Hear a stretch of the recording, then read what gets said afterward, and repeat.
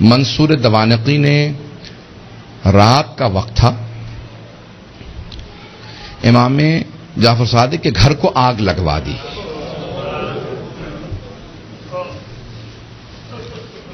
آج کل آپ نے دیکھا روشنیاں ہوتی ہیں، پانی کا نظام کچھ اور ہے. پرانے زمانے میں گھر میں کنواں ہوتا تھا، پانی نکالا جاتا تھا، چراغ ہاتھ میں ہوتے تھے. رات کا وقت تھا، امام کے گھر میں آگ لگا دی. امام کے جو خادم تھے نا وہ فوراً آگ بجھانے لگے. میری طرف دیکھیے گا، ایک جملہ کہہ دوں اس کے بعد صرف 2-4 منٹ 5 منٹ زحمت دوں گا آپ کو مصائب کی. امام کے جتنے خادم تھے نا وہ سب کے سب آگ بجھانے لگے. امام اپنے گھر سے باہر نکلے، گھر میں آگ تھی. باہر نکلنے کے بعد نہ جانے صحن میں کیا دیکھا، ایک دیوار سے ٹیک لگا کے بیٹھ گئے اور زاروں قطار رونا شروع کر دیا. امام روتے جاتے تھے، خادم آگ بجھا رہے تھے. ایک خادم رکا، فوراً دوڑتا ہوا امام کی بارگاہ میں آیا کہ مولا کیا بات ہے، نہ آپ آگ بجھانے میں مدد کر رہے ہیں، نہ گھر سے باہر جا رہے ہیں، ایک طرف بیٹھ کے روتے چلے جا رہے ہیں. مولا کیا بات ہے، مجھے سمجھائیے کیوں اتنا رو رہے ہیں. کہا کہ مجھے شام غریبہ یاد آ گئی، مجھے شام غریبہ یاد آ گئی. کہ مولا اس وقت شام غریبہ کیوں یاد آئی ہے؟ مولا نے اپنے خادم کو مخاطب کر کے کہا تو دیکھ رہا ہے میری بیٹیاں سر پہ برقعے سنبھالے، کبھی صحن میں اس طرف سے ادھر جاتی ہیں، کبھی ادھر سے ادھر جاتی ہیں، کتنی پریشان ہیں. جب میں نے اپنی بیٹیوں کو صحن میں دوڑتے دیکھا مجھے میری پھپھیاں یاد آ گئیں. کہا مولا کیوں؟ کہا نام میرے جد حسین سر پہ موجود تھے، نہ میرے چچا عباس موجود تھے، نہ علی اکبر سنبھالنے کے لیے تھے، نہ قاسم، اور سید سجاد میرے دادا بیمار پڑے تھے. جب خیموں میں آگ لگی ہر بیوی تڑپنے لگی، کبھی اس خیمے سے اس خیمے میں، کبھی اس خیمے سے اس خیمے میں. کہ جب ایک مرتبہ سارے خیمے جل گئے، امام سجاد کے خیمے میں مولانا پیش کر چکے، میں شام غریبہ نہیں پڑھوں گا. کہ مجھے شام غریبہ یاد آ گئی. عزیزان گرامی میں صرف 2 روایات پیش کرنا چاہ رہا تھا. پہلے مولا نے کہا مجھے شام غریبہ یاد آ گئی. دوسرے جب ایک مرتبہ عاشور کا دن تھا، امام کے گھر کے اندر عجیب و غریب عالم ہے، امام بیٹھ کے رو رہے ہیں. اتنے میں کچھ شیعہ آئے. کہا مولا کیا بات ہے اتنے محزون ہیں؟ کہا حکومت اعلان نہیں کرتی آج عاشورہ ہے، میرے جد حسین کی مجلس کا دن ہے. وہ جو شیعہ آئے تھے ان میں سے ایک نے کہا کہ مولا آپ کو مجلس کریں گے؟ امام نے کہا ہاں. کہا تمہارے بابا مرثیہ کہہ دیا کرتے تھے، اشعار کہتے تھے، تم بھی شعر کہتے ہو؟ کہا ہاں مولا. کہا میرے جد حسین کی شان میں کوئی شعر کہا ہے؟ کہا جی مولا. کہا ذرا کچھ مصائب کے اشعار سنا دو. آپ بھی دوڑے پڑتے ہیں نا. امام نے کہا ہاں ذرا کوئی مصائب کا بند سنا دے. کھڑا ہوا پڑھنا چاہتا تھا، امام نے کہا رک جا ابھی نہ پڑھنا. ایک مرتبہ ایک امام نے خادم سے کہا ذرا یہاں پردہ کھینچ دے. پردہ کھینچا گیا. امام نے خادمہ کو آواز دی ذرا میری ماں سے کہنا مجلس میں آ جائے. امام کی والدہ کا نام جانتے ہیں نا سب، حضرت ام فروا. سب جانتے تھے امام کی والدہ حضرت ام فروا ہیں.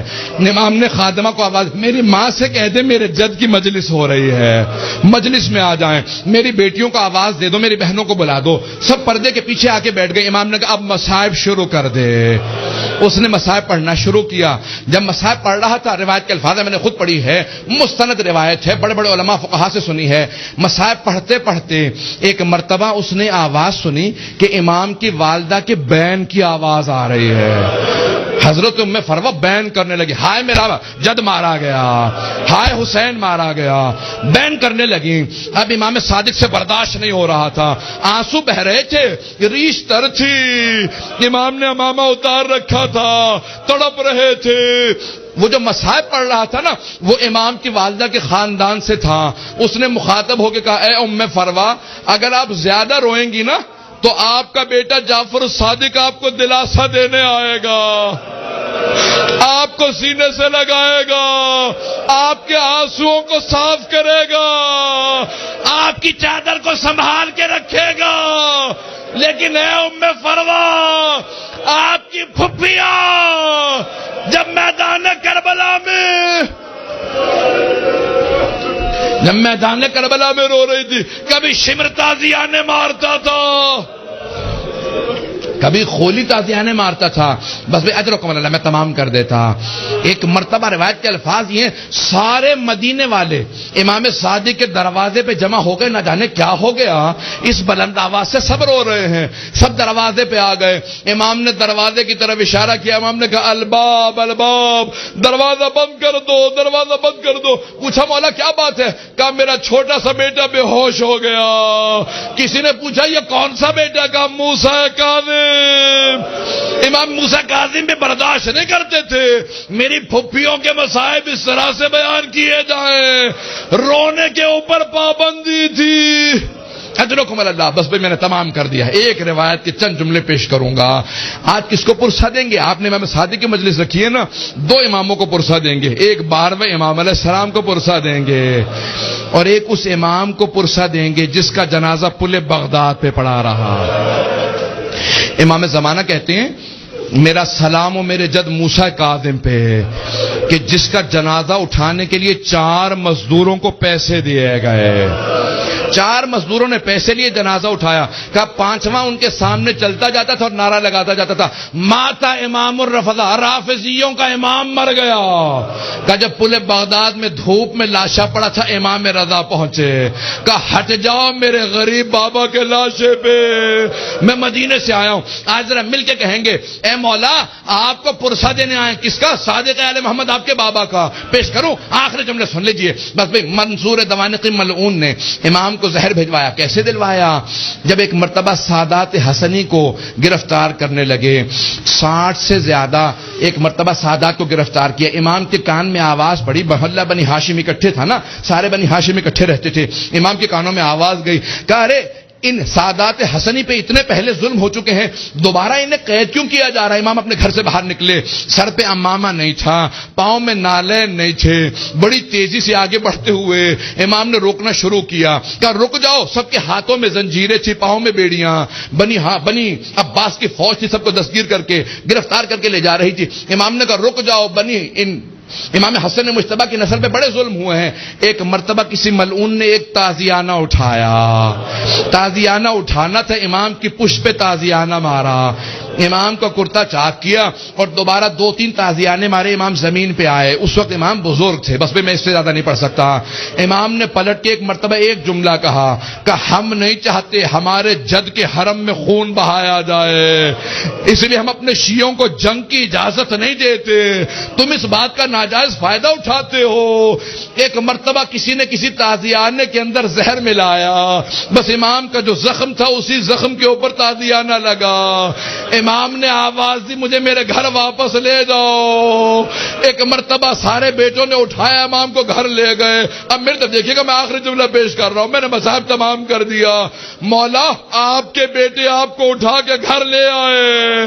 ایک بیٹا بار بار رخسار پہ رخسار کو رکھتا تھا، بار بار کہتا تھا میرے بابا کو پانی پلا دو ذرا، مولا کربلا میں آ کے دیکھے. ایک 72 کے لاشیں اٹھا کے لانے والا بھوکا پیاسا ذوالجناح کی پشت سے زمین پہ آ رہا ہے. الا لعنت اللہ علی القوم الظالمین وسيعلم الذين ظلموا اي منقلب ينقلبون. بس وقت نہیں تھا کہ میں تفصیل سے پیش کرتا. ہاتھوں کو بلند کریں گے، 2 جملے دعا کے پیش کروں گا. پروردگارا واسطہ امام جعفر صادق کے اس تابوت کا بڑی تعظیم سے اٹھایا گیا. ہزاروں کا مجمع تھا، سب کاندھا دینا چاہتے تھے. ہاتھوں پہ تابوت چل رہا تھا کہ ایک مرتبہ جنت البقیع تک پہنچا.